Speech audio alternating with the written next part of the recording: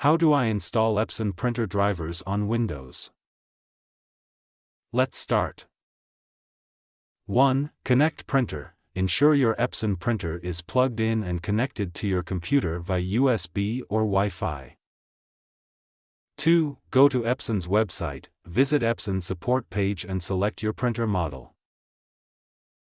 3. Download drivers. Find the driver download section for your printer model and click Download to get the latest driver. 4. Run installer. Open the downloaded driver file and run it to start the installation.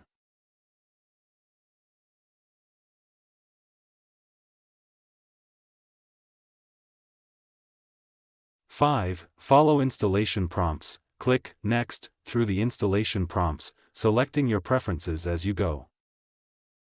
6. Select connection type. Choose your printer connection type, USB or Wi-Fi, when prompted during installation.